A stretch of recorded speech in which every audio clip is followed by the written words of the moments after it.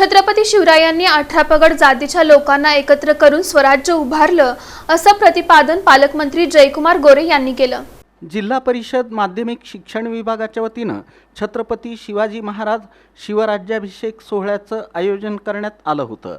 या प्रसंगी जिल्हा परिषदेचे अध्यक्ष दीपक वैद्य, महापौर विनायक कोंड्याल, उपाध्यक्ष इंद्रजित पवार, जिल्हा परिषदेचे मुख्य कार्यकारी अधिकारी कुशल जैन, आरोग्य व शिक्षण समितीचे सभापती चेतन सिंह केदार, महापालिकेच्या स्थायी समिती सभापती रंजिता चाकोते, महिला व बालकल्याण सभापती ॲडव्होकेट अमृता वाघे, कृषी व पशुसंवर्धन समितीचे सभापती रामप्पा चिवडशेट्टी, उत्तर पंचायत समितीच्या सभापती तेजस्वी बोराडे, प्रकल्प संचालक चंद्रशेखर जगताप, उपमुख्य कार्यकारी अधिकारी स्मिता पाटील, उपमुख्य कार्यकारी अधिकारी सूर्यकांत भुजबळ, मुख्य लेखा व वित्त अधिकारी मीनाक्षी वाकडे, सभागृह नेते नरेंद्र काळे, नगरसेवक विनोद भोसले, शिक्षणाधिकारी कादर शेख यांची प्रमुख उपस्थिती होती।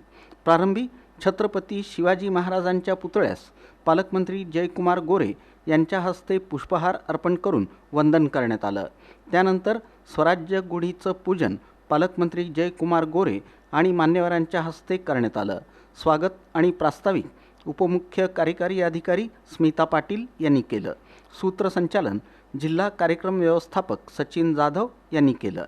यावेळी पुढे बोलताना पालकमंत्री जयकुमार गोरे म्हणाले की छत्रपती शिवाजी महाराजांनी मुघलांच्या काळात यशस्वीपणे कार्यभार सांभाळण्यासाठी आदर्श यंत्रणा उभारली।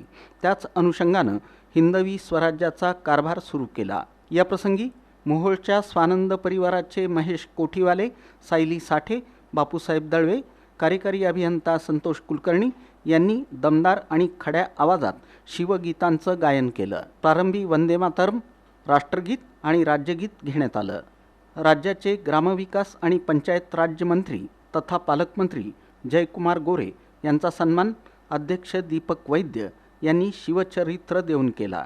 शिक्षणाधिकारी सचिन जगताप यांनी शिवचरित्र भेट देण्याची संकल्पना राबवली। यासाठी अधीक्षक अनिल जगताप, प्रशासनाधिकारी अविनाश गोडसे, स्थापत्य अभियंता चेतन वाघमारे, समन्वयक अनिल पाटील, कनिष्ठ सहाय्यक रेवण नाथ, मेहताब शेख आदींनी परिश्रम घेतले। शिवराज्याभिषेक सोहळा महाराजांनी केला आणि तेव्हा खऱ्या अर्थानं महाराजांना छत्रपती शिवाजी महाराज म्हणून आपण सगळेजण पाहायला लागलो आणि या राज्याला मान्यता मिळाली।